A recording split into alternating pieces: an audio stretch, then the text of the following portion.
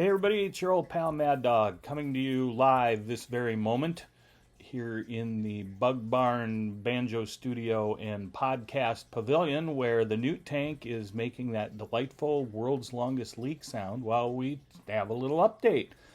Well, it's time for the week in review, and it's quite a week it's been. These short weeks are hellish, aren't they, kids? I assume almost everybody had Monday off, take some time for Memorial Day, and I hope you all did as I asked and did a little reflecting on the importance of Memorial Day and the importance of people that serve, regardless of what the situation is. Be grateful that we've got people that are willing to take up the cause, whatever the cause is, because there's a whole lot of us who although probably had the same opportunity to go do so, pursued other things. Everybody's important, everybody contributes, but those folks put a lot on the line for what they do, and they deserve a lot of thanks. And take a few minutes always to consider those that paid the ultimate price. That's what Memorial Day was about. It was also about living like a refugee, speaking of battle. It's the never-ending battle because our local watering hole, the official headquarters of Cool Kid Corner, decided to take the day off and let staff off, and you know, that's certainly good, and like I said, that staff deserves it. And frankly, they needed it off because Adam, Steve, and I put about half of them on the IR Sunday night. Apparently, some people decided to congregate at the other watering hole down the street, and if you think about that, I bet you know a place, that's kind of a house, if you will, maybe they store things in there, got bourbon references, and they went up there. Normally, Cool Kid Corner does not go there. Cool Kid Corner does not endorse that watering hole, and that's why that is not Cool Kid Corner headquarters.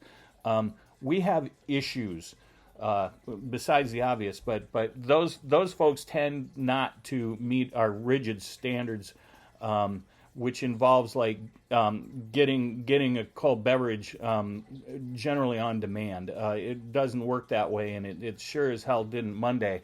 For some reason, it worked a little too well Sunday evening, though, and like I said, we put the staff on the IR. We treated them pretty well, and it's a good thing they have Monday off. Anyway, so we lived like a refugee for a while, and then we hit up Big Mike's patio.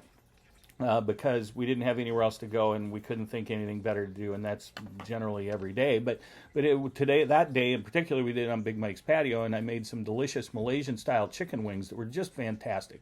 I'll try and find the recipe or at least a reference for it and post it somewhere so somebody can make some of this stuff that I talk about. It's really not hard. You just need to do it.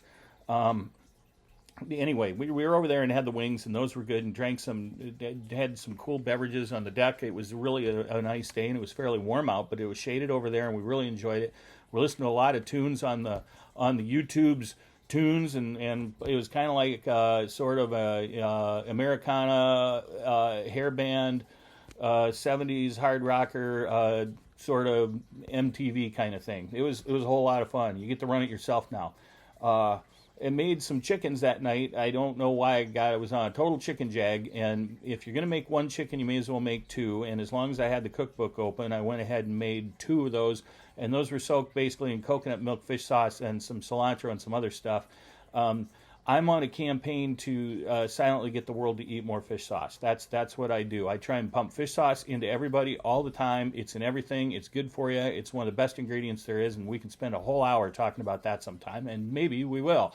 It was delicious. That chicken, man, it wasn't really worth the effort. I'm not sure what the point of it was, but anyway, you know what you got when you roast a lot of chicken? You got a lot of roast chicken. And it's really good for tearing up and putting in salads, or you can put in tacos, or you can make sandwiches with it. So, I mean, that's why you make two. If you're going to make one, you may as well make two. You got room in the grill, you got room in the oven. It's another, what, $10? Big deal. So just go ahead and do that.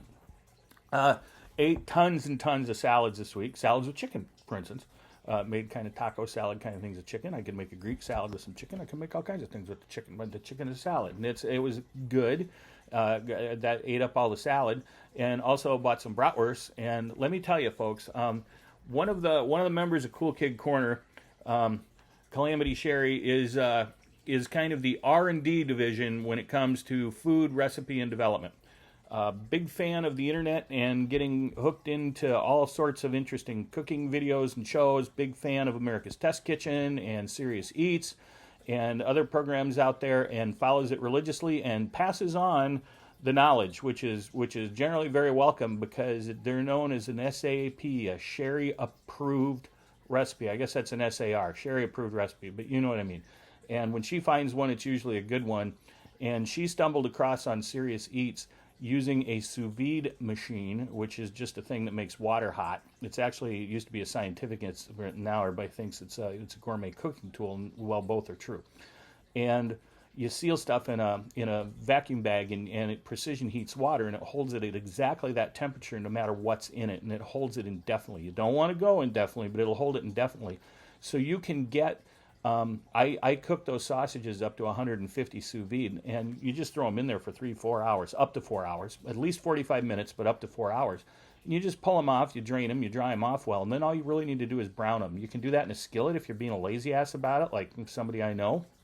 Pretty good with some butter in there, or you can pop them out on the grill if you want that good grill, that charred grill flavor, and that's a good way to do it. This works really good, and if you have one of those machines, just break it out and do it 150 degrees, seal them up, 45 minutes to 4 hours. Try not to go over 4. At some point, the stuff kind of gets a little funky. Don't worry about that temperature. That's science. If you can hold it at that temperature long enough, it's going to sterilize, and it's going to be food safe. I know the FDA 165, 145, 100 whatever the hell. That's true if you're bringing it right to that temperature. But you can bring it to a lower temperature for a longer time and still get the food safety benefit out of it. Trust me, it's science. Science is still a thing, by the way, and it works, okay? Don't let anybody tell you any different. The other big accomplishment this week was getting, besides just living through it, was getting the garden in. And getting the garden in has been a very good thing. Mrs. Mad Dog and I finished that up today, and it turns out that's a lot of work. It's really handy on the old fitness thing, on the old Apple shebangy shingy, because you can get a lot of exercise in doing that, a surprising amount. And actually, I found myself kind of actually a little sore this week, because I've been using some muscles that I haven't used for a long time. Apparently, those are the ones for gardening. And I used them, and then that worked great. Otherwise, the farmer's market is really starting to come around. I was down there this morning, getting to be more things. Cody Carper and I had a long talk about asparagus this morning. He knows that I'm the asparagus guy. I buy asparagus from them every week. This week was no exception. It's great asparagus grown up there in the Oldham, Ramona, Rutland area.